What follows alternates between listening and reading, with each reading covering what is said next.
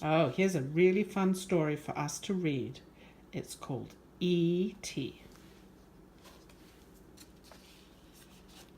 Look at that. That looks like a spaceship. Let's see what happens.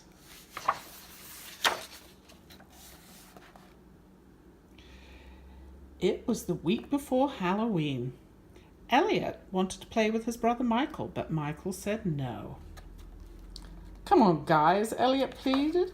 I can find goblins too. Just go get the pizza, Michael said. Elliot went outside and paid the delivery man for the pizza. On the way back, he heard a noise coming from the shed. Elliot lived near a forest, and sometimes coyotes wandered into the shed.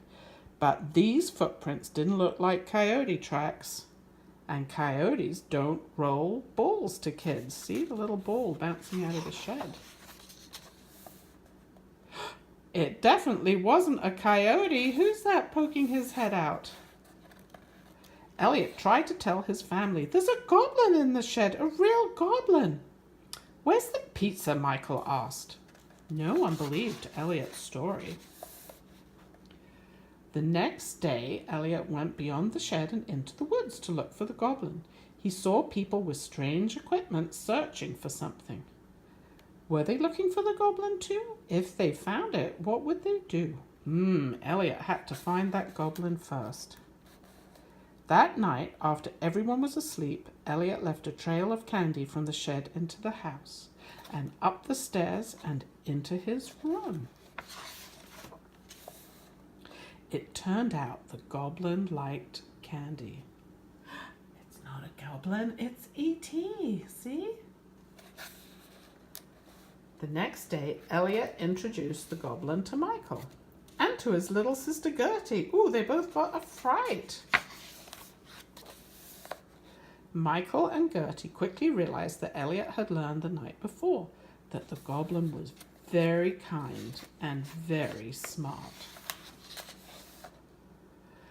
The kids were excited and curious about their new friend. He seemed too nice to be a goblin. Maybe he's a monkey, said Michael.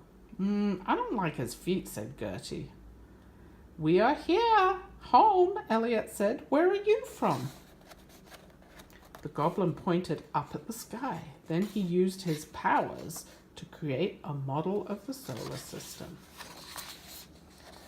The goblin wasn't a goblin at all. He was an extraterrestrial, an alien from another planet, and Elliot called him E.T.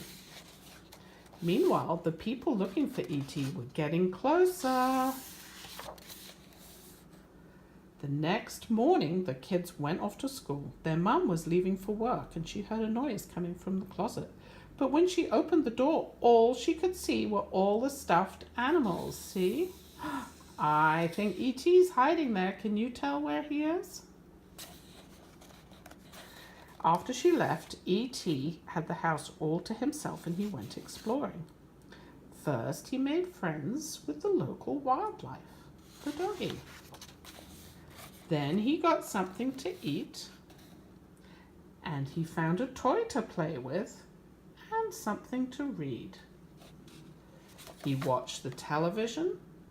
He learned about Earth forms of communication like the telephone, which gave him an idea if only he could find everything he needed.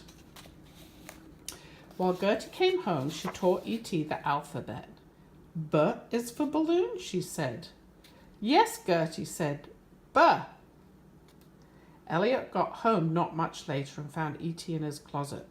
Gertie and E.T. were playing dress-up together. Elliot, E.T. said. I taught him to talk, Gertie said. Elliot found the box of items that E.T. had collected. He said, ouch, as he cut his finger on the saw blade. Ouch, E.T. said, and his finger began to glow. And E.T. touched his finger to Elliot's, and the cut healed. Look, E.T. has a magic finger. Then E.T. showed Elliot and Gertie a drawing of something he wanted to build. It looked like a radio. Phone home, E.T. said. E.T. worked on his radio all night. Meanwhile, the people who were looking for E.T. were getting even closer. E.T. wanted his family to find him and take him home, but he had to hurry. E.T. wasn't meant to live on Earth, and he was starting to feel a little sick. The next day was Halloween, and it was the perfect time to get E.T. into the woods where they could use the radio to send a clear signal home. Michael and Elliot pretended that E.T. was Gertie, and off they went into the streets in broad daylight, and no one suspected a thing. Some of the costumes made E.T. think of home. Away from the trick-or-treaters, Elliot and E.T. got on Elliot's bike and headed into the woods. When the ride got too bumpy, E.T. took over, and together they rose off the ground and soared through the sky.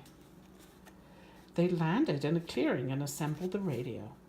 E.T. pointed it towards the sky, and they sat down to wait. Elliot woke up cold the next morning. He and E.T. had been in the woods all night. By the time they got home, the people who were searching for E.T. were at Elliot's house. They were scientists, and they wanted to learn about E.T. and put him in a box to take him to their lab. Oh, no! As Elliot was saying goodbye, E.T.'s chest started to glow. "E.T. phone home," E.T. said. "Does that mean they're coming?" asked Elliot. "Yes," said E.T. Elliot knew this was his last chance to help him. While the scientists were busy packing up the equipment, Elliot and Michael snuck E.T. out of the house. Michael's friends brought their bikes, and they all raced towards the woods. The scientists were chasing them, but they were going faster and faster. To escape, E.T. used his magic powers again, and all the boys sighed up into the sky. Look at them go, up, up, up. And when they reached the forest, they found a giant spaceship was landing.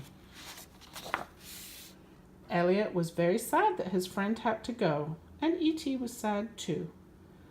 He touched the tip of E.T.'s finger, which lit up, and he touched Elliot's forehead. See, right there. "I'll be right here," said E.T., and Elliot knew he would always remember his very special friend. The end. Wow, that's an exciting story.